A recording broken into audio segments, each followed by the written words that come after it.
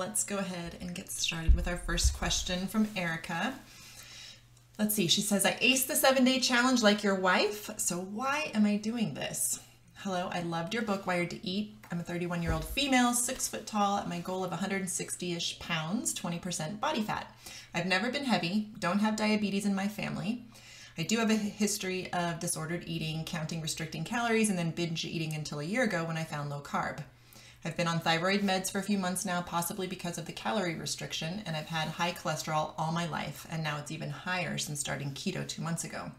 It went from a total of 274 to 336, and my HDL ratio went from 3.2 to 4.7. Triglycerides are now 106, non-fasting. I haven't had my A1C checked for a while, but it was 5.3 long before keto, and I'm going to get my LDLp and fructosamine checked soon. Low carb and intermittent fasting has really helped me maintain my weight while avoiding trigger foods. I went full keto 2 months ago because the hunger control intrigued me. It's gotten much more tolerable, but I still get hunger pangs for breakfast and afternoon snacks daily. But for the first time in my life, my very hormonal acne has cleared up from keto, which is awesome. Now I took the test after 2 months of keto and aced it. Every day of the challenge, my glucose was similar to your wife's, even the day I ate a donut. So my question is, why am I doing this whole low carb thing? I guess no pimples and no trigger foods is a good enough reason, but my question is, are bad carbs even that bad in my case? Maybe my insulin response is a different picture as my weight seems to come back easily with carbs, but it sure makes resisting cravings difficult now that I know my glucose response will be fine if I have a donut, and I'll go back to my usual mild ketosis within a few hours if I can manage not to eat again soon after. Any tips? Has your wife changed how she eats now that she knows her blood glucose will be fine with most anything she eats? Thanks so much for your response.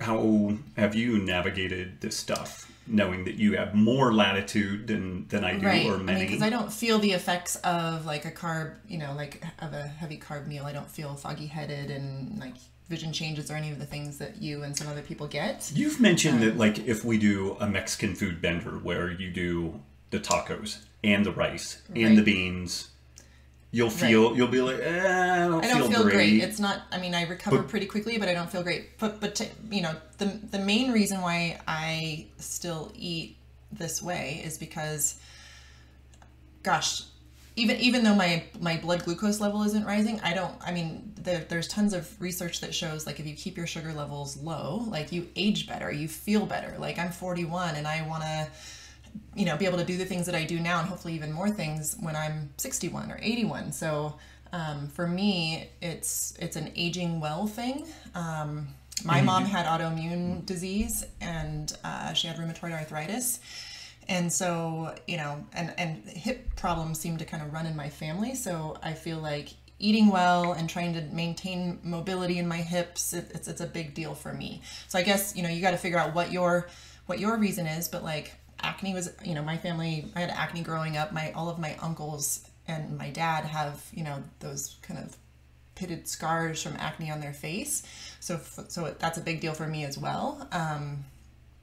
Gosh, I don't know, like... Yeah, and so in Wired to Eat, when I discuss this, we use this 7-day carb set as just kind of here's the deal. The vast majority of people don't respond like you guys do. That is the basic thing.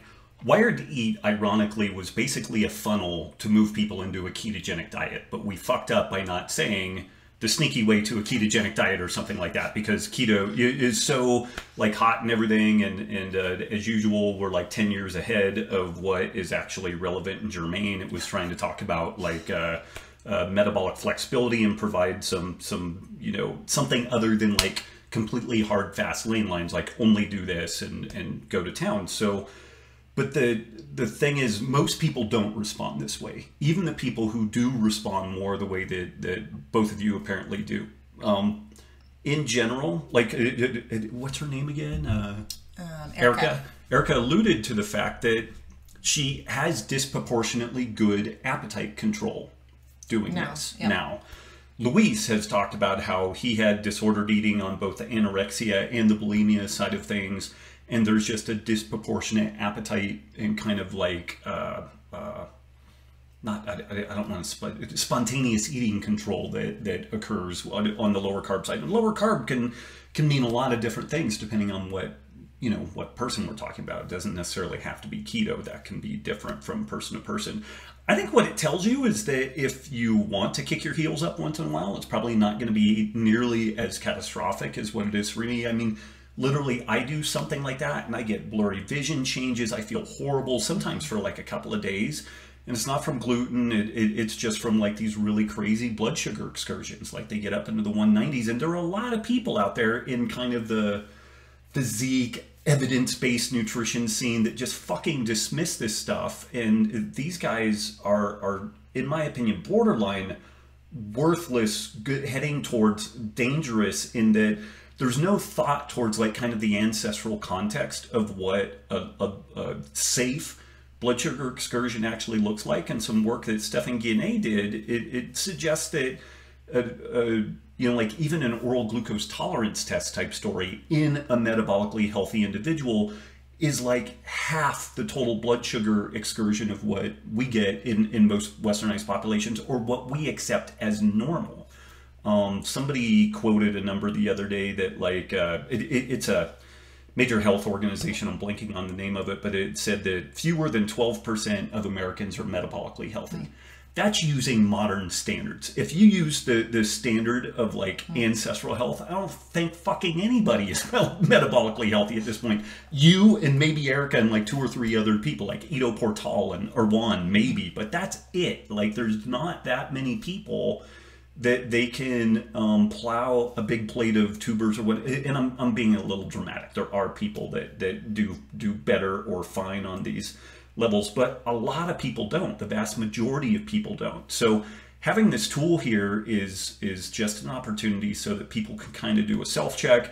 What we've noticed also is that on the coaching side, the coach can go into their practice in kind of a diet agnostic scenario when they're first working with someone, and they're like, hey, I don't know, let's just see what happens, you know? And then it's like, well, it's like the Far Side cartoon with the 2 deer, and the 1 deer has like a bullseye, and he's like, bummer of a birthmark, man, you know? So the coach then, or the doctor or whoever, they look at the person, they're like, well, gee whiz, you know, we talked about your blood sugars. If they go here, then that's bad. And how do you, so it's almost like the person leads their way to this process. They're like, okay, I either need to eat different carbs or fewer carbs, or face the consequences. It's a big eye opener for a lot of people. It's a big eye opener. And it kind of offloads the responsibility from someone like me being the bad guy.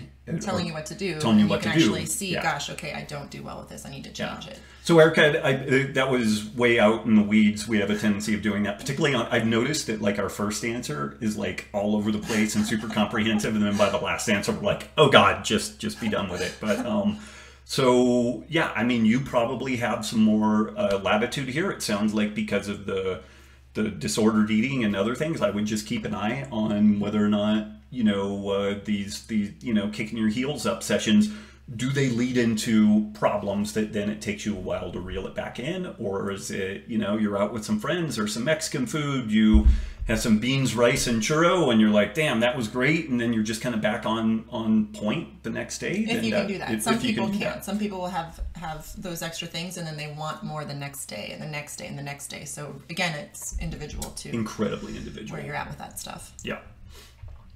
Okay.